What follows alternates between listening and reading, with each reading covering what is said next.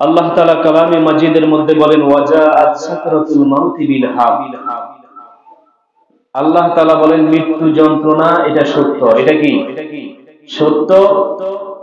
এরপরে বলেন যালিকা মা কুনতা মিনহু তাহিন, যেই মৃত্যু থেকে তুমি পালিয়ে বেড়াতে, যেই মৃত্যু থেকে বাঁচার জন্য তুমি পলায়ন করতে, এই মৃত্যু যন্ত্রণাটা সত্য। সুবহানাল্লাহ।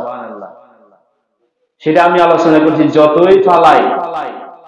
যতই পালাপালি করুক লুকাও, মৃত্যুর হাত থেকে বাঁচা যাবে, এটা তো সত্য কথা।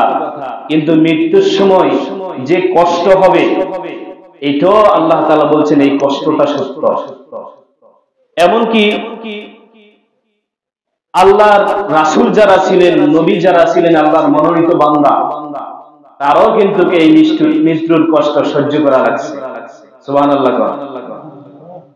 আমার ভাইরা, রাসূলুল্লাহ সাল্লাল্লাহু আলাইহি ওয়াসাল্লাম বলেছেন আকসিরু যিকরা হাযিহিল লাযাতিল মাউত।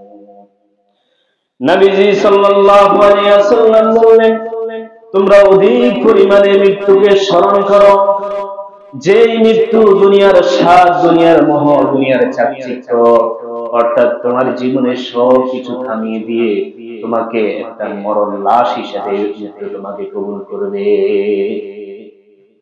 এমন মৃত্যু, যে মৃত্যু দুনিয়ার কত মোহ, সম্পদের মোহ, নিজের সন্তানাদির মোহ, নিজের চাকচিক্য, দুনিয়ার সৌন্দর্যের মোহ, দুনিয়াতে সবাই থাকতে চায়, কে মরতে চায় না, ঠিক না? একবার নবীজি সাল্লাল্লাহু আলাইহি ওয়াসাল্লাম মসজিদে নববী থেকে বের হয়ে সাহাবায়ে কেরামদেরকে সঙ্গে নিয়ে রাসূল সাল্লাল্লাহু আলাইহি ওয়াসাল্লাম মদিনার এরকম নববীর সামনে বাইর হইলেন।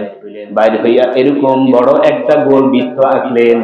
বৃত্ত এঁকে রাসূল সাল্লাল্লাহু আলাইহি ওয়াসাল্লাম এটার উপর বিশাল আকারে একটা দাগ দিয়ে দিলেন।